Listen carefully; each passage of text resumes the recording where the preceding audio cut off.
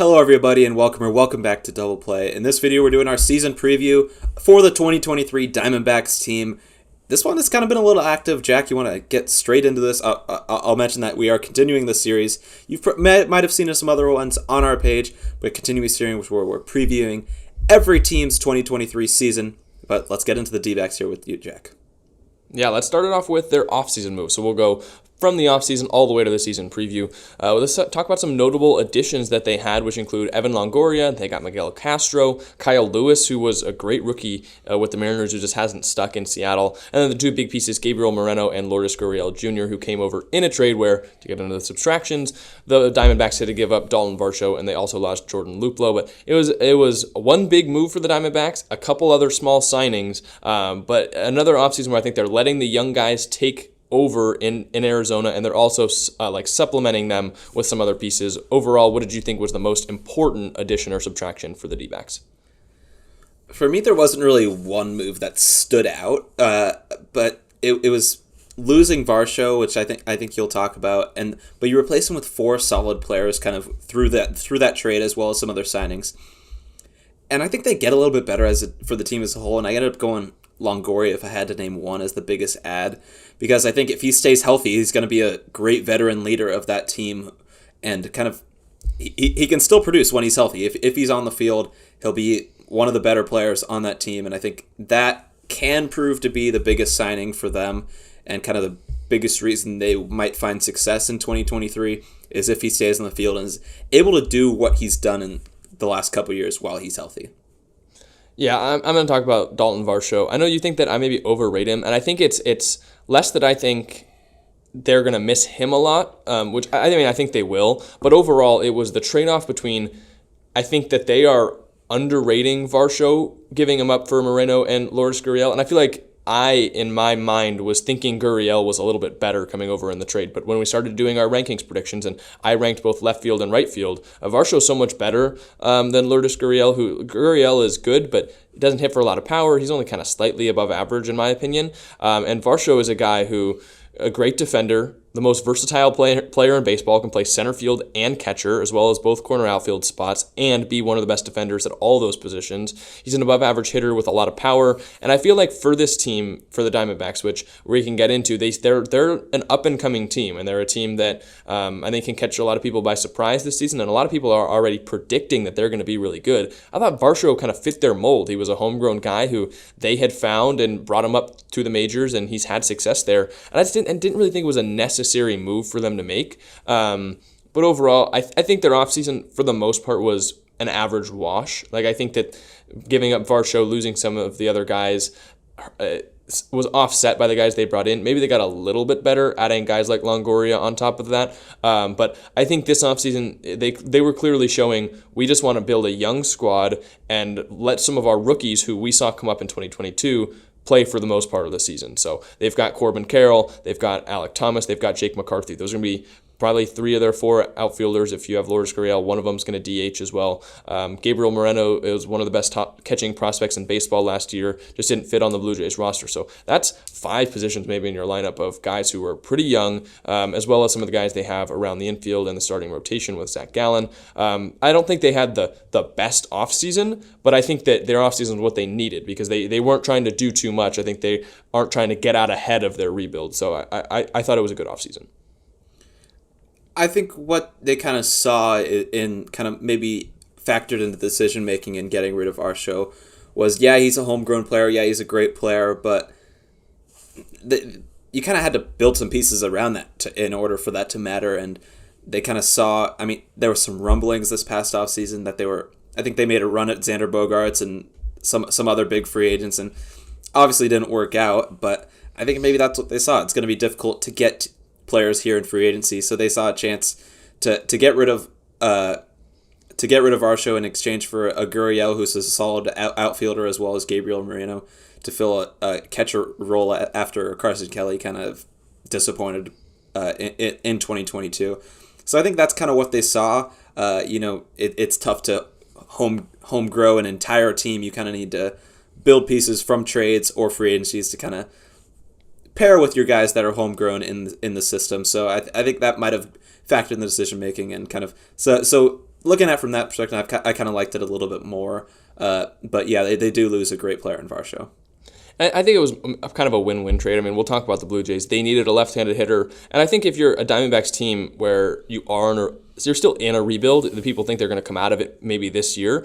I think having two players as opposed to one. I mean, if you can trade one player and get two guys who can be contributors, that's good for a Diamondbacks squad. That a perfectly average season, like an 81 season, would be great for Diamondbacks fans. Like, I'm sure they'd appreciate that. So being able to just fill out one more lineup spot it's something I understood, and that's why I just think overall they had kind of like a win-win off season where I don't think they got a whole ton better. They definitely didn't get worse, but it was kind of right in the middle. For their grade, I'm going with a B. I think they continue to get better. The moves they made, I wouldn't say are like B moves, because we've seen some other teams that we've talked about and that we're going to talk about who probably are going to have a B while making a lot of moves. But overall, the Diamondbacks they didn't lose anyone super important outside of Dalton Varsho. They added some pieces, and I think they did what they needed to do because they realize all the young talent that they have, and without filling in other positions with guys who are kind of just average or mid, they are going to let those young guys play. And so I think that mindset going into the season where we don't need to do too much this offseason, that's what I liked. I was right around there. I had them at a B+ for their grade. I kind of like what they did as a whole. I think they got better. And now you get some young players who played a lot last season. They won't have to be the main guys like they were, and you can kind of let Corbin Carroll develop without having to be the star right away like we've seen some rookies have to be. So, I mean, they had Longo and Gurriel, like we said, and they still have some pieces. Ketel Marte, Christian Walker was great last year. So I like what they did and kind of like the team that they have, so I ended up going with a B+. Yeah, no, I really like their lineup specifically. I mean, you have Moreno and Kelly behind the plate, who Kelly's shown he can be good, and if he's not cutting it, you're gonna put Moreno in that starting spot. Walker at first, Marte at second. I forget who they have at shortstop. I was doing my shortstop rankings, and I don't think it was anyone out of this world. You've got Longoria at third, and then I would assume in the outfield they're gonna go Carroll, Gurriel, and Jake McCarthy. You've got Alec Thomas on the bench too, who is also a top prospect.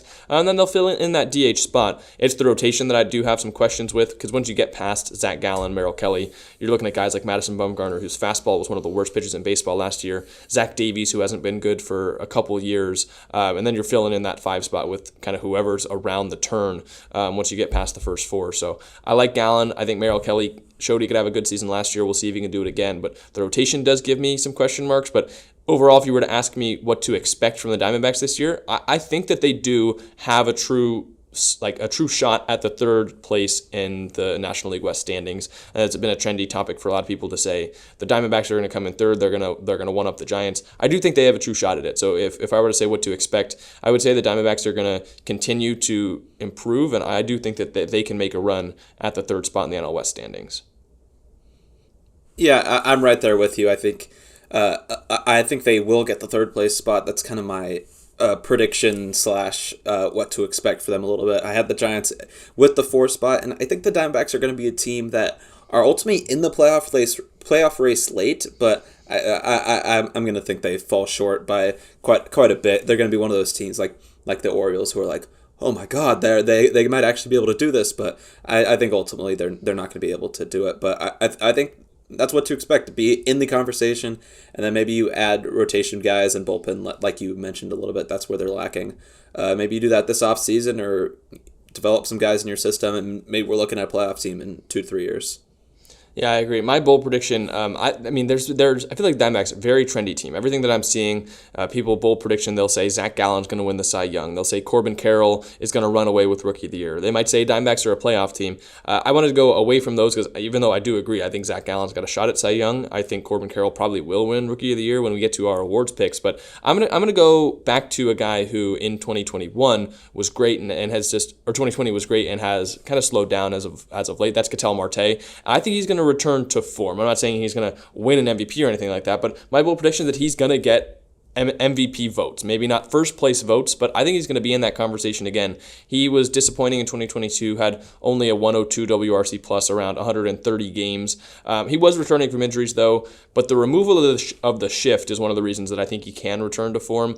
He was shifted when he was batting left-handed 65% of the time and had a 30-point difference in his expected WOBA and his WOBA, and shift and no shift.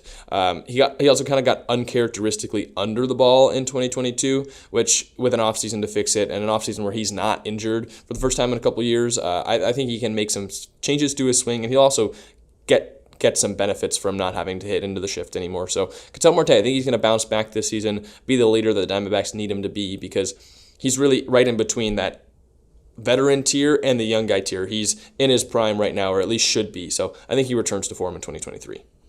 Yeah, I like that prediction, and I guess if I'm going to have to give a player-specific prediction, I'll go with the Corbin Carroll Rookie of the Year one. I don't know if that's going to stay once we look at our full predictions, but I think Corbin Carroll has a better chance at winning Rookie of the Year than Zach Gallen does at Cy Young. I think he'll be in the conversation. I don't think he'll win it, but I do like Corbin Carroll to be Rookie of the Year, and hopefully Ketel Marte bounces back.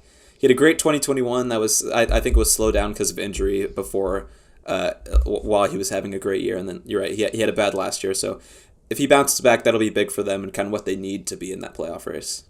Yeah, and I think now that he can play second base fully, that'll be big for him, because I know sometimes they had experimented with playing him in the outfield. They needed him to be more versatile because they just were waiting for that young talent to come up. But now they've got 4 capable outfielders, and they can play Marte at second base, which I think is probably his more comfortable position, and especially the shift without having to try and figure out how to hit it past that one dude out in right field who just, for every team, will snatch away base hits from left-handed hitters. I think you're going to see a lot of players around Major League Baseball have some big jumps in their hitting, which maybe would be unexpected, but if you're paying attention to their shifted numbers back in 2021 and 2022, it would make a lot of sense. Yeah, that's what we expect from the Diamondbacks in 2023. Let us know what you expect down below in the comments. And make sure you stay tuned, like, subscribe. For all other teams, if you're not a Diamondbacks fan, we'll stick around for your favorite team. And if you're a Diamondbacks fan, what do you think they're going to do this year? Like we said, comment down below and stick around to see every team, every division. But with that, we've been Double Play, and we'll see you next video.